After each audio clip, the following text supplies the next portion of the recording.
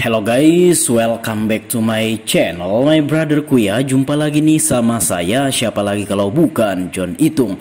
Oke guys, di kesempatan yang sungguh sangat berbahagia ini, John Itung akan sharing bagaimana caranya mengganti backdoor ya. Backdoor Xiaomi Redmi Note 5A Prime atau MDT6S. Nanti kita lihat untuk tipenya guys ya. Nah ini sekaligus pengen ku ganti baterainya. Namun untuk penggantian baterainya aku sudah buat videonya sendiri.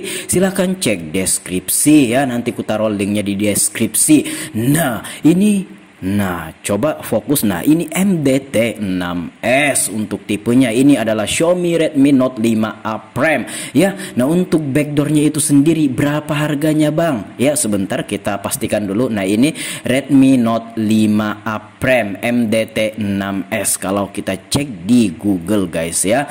Nah oke. Nah ini kita memastikan untuk tipenya supaya tidak ada kesalahan nantinya seperti itu. Oke. Nah sampai di sini harganya berapa ini bang untuk casing belakang atau backdoor untuk Xiaomi Redmi Note 5A Prime ini?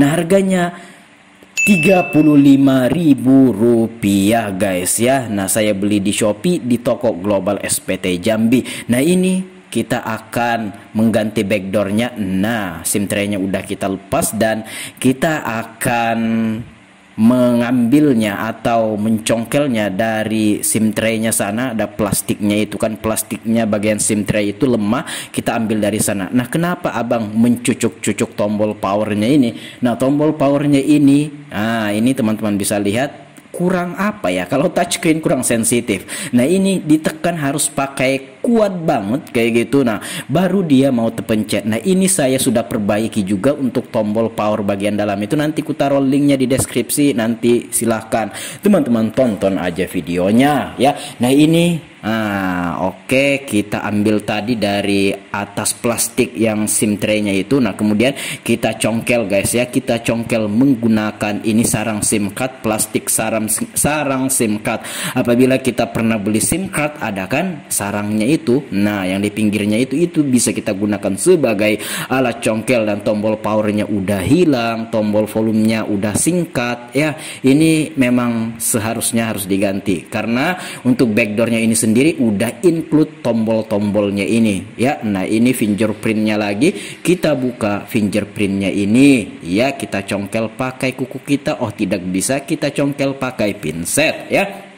Nah kalau pakai pinset ini hati-hati jangan sampai mencucuk kabelnya ini guys ya. Nah oke, pelan-pelan aja. Nah bisa, oke. Nah kita bantu lagi menggunakan jari kita dan alhasil mau terbuka guys ya. Nah seperti itu. Nah kita akan mengambil fingerprintnya ini karena untuk backdoornya tidak include dengan fingerprint. Lagian itu fingerprintnya itu masih bagus dan akan kita ambil ya. Nah ini fingerprint di backdoor yang lama. Perlu diketahui bahwa untuk backdoor Xiaomi Redmi Note 5A Prime ini MDT6S ini itu tidak sekaligus ini ya, tidak sekaligus ada kuning-kuningan itu. Biasanya kalau sejenis HP Oppo ada kuning-kuningan di backdoor itu yang gunanya untuk memperkuat jaringan ya atau signal baik jaringan seluler maupun jaringan WiFi. Tapi untuk HP Xiaomi Redmi Note 5A Prime ini tidak ada guys ya, tidak ada penguat jaringannya yang dikoneksikan dengan antena. Biasanya untuk HP Oppo, Vivo ada, tapi untuk Xiaomi ini tidak ada.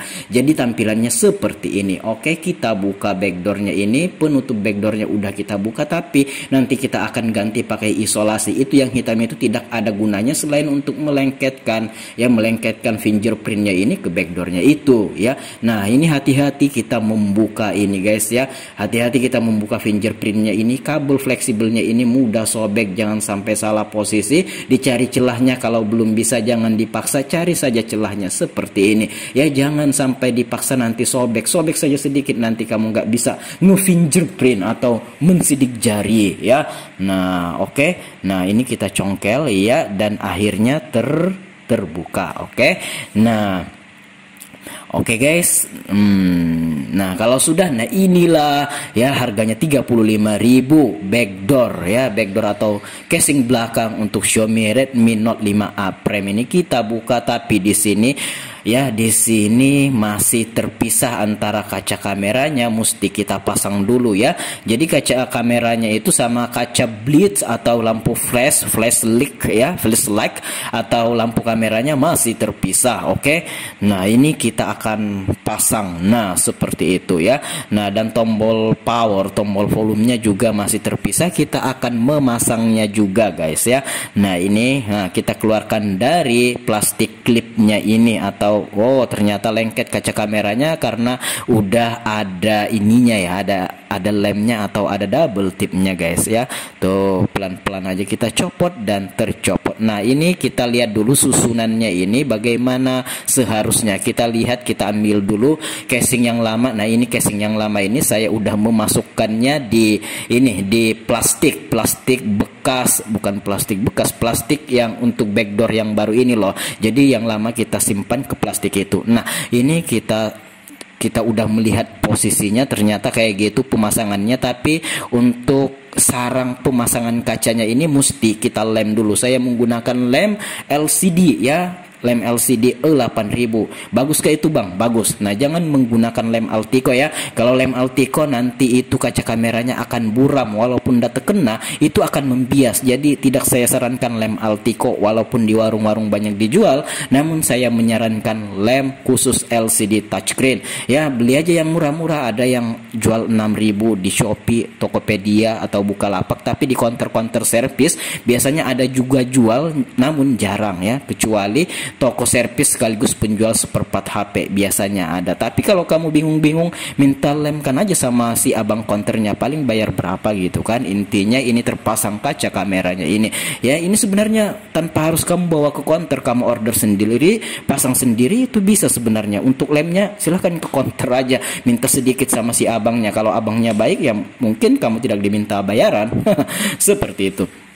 Lanjut bang, lanjut John ya. Nah, ini kita pasang kaca kameranya. By the way, kaca kameranya udah include dengan double tip atau lemnya, sehingga tinggal dipasangkan, tinggal dipresisikan saja seperti itu. Oke. Nah, ini kita lepas, oh bukan kita lepas, kita ini lagi kita pinsetin atau kita bekas-bekas lemnya itu masih belepotan di sekeliling ya, di sekeliling pinggir kaca kameranya ini guys ya. Nah, itu tinggal gitu aja men ya. Nah, kalau sudah di situ, nah kaca atau lampu flashlightnya atau kaca kameranya kita pasang lagi ya. Nah, kita lihat dulu posisinya bagaimanakah seharusnya. Nah, seharusnya dari dalam nih ya. Nah, dari dalam seperti itu. Oke, kita lem lagi menggunakan lem LCD touchscreen guys ya. Oke, ya pelan-pelan aja. Nah, oke, sedikit aja, namun ini sungguh efektif dan sungguh sangat lengket sekali ya.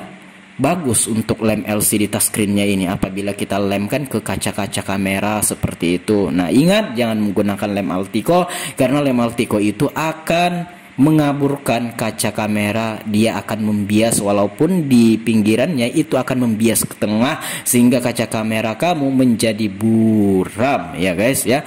Nah, ini kita kasih lagi lem di sarang kacanya, bukan kaca juga sih itu, sepertinya ya memang kaca sih.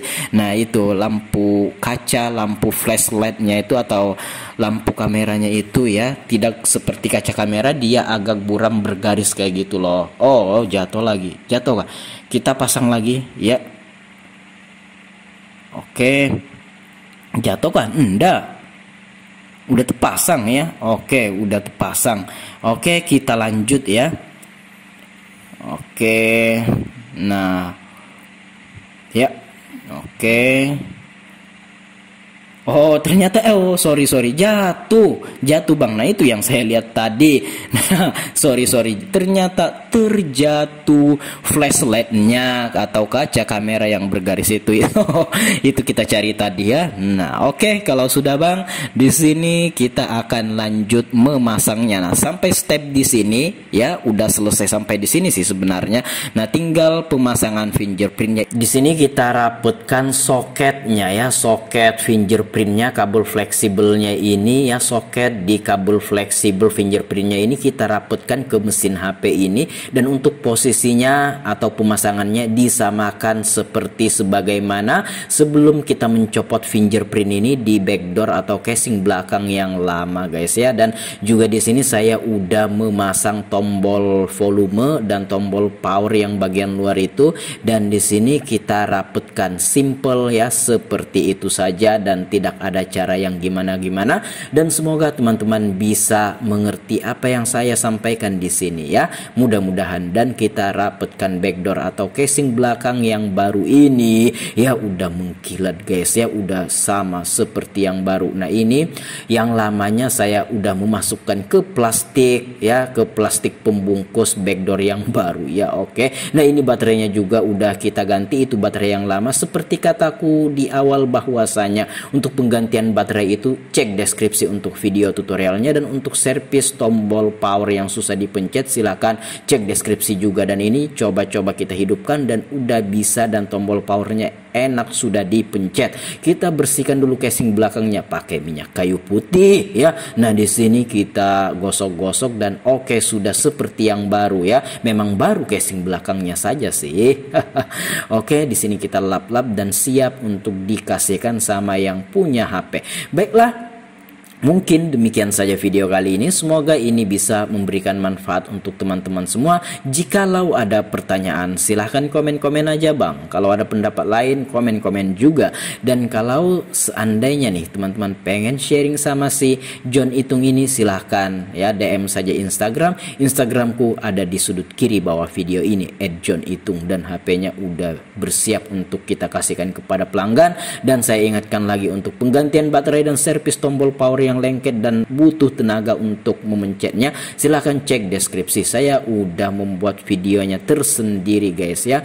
Oke, di sini kita pasang SIM tray-nya dan kita pasang SIM card-nya, dan udah selesai sampai di sini. Simple, mudah dan sederhana, dan semoga teman-teman bisa memahami apa yang saya sampaikan ini. Oke, kita pasang SIM tray-nya. Oke, kita pasang SIM tray-nya dulu dan SIM card-nya. Oke, sip. Iya, dan tombol powernya udah oke tuh ya, siap dikasihkan kepada yang punya HP ini ya. Oke, ya sip. Oke, saya akhiri. Semoga ini bisa memberikan manfaat ya untuk teman-teman semua. Oke. Nah, oke, sip, udah mengkilat, udah celing ya, udah sama seperti yang baru untuk casing belakangnya ini. Demikian saya John Itung, saya akhiri video ini sampai di sini, dan ini udah berhasil ya. Oke, dan akhir dari kata saya ucapkan terima kasih. See you the next video my brotherku.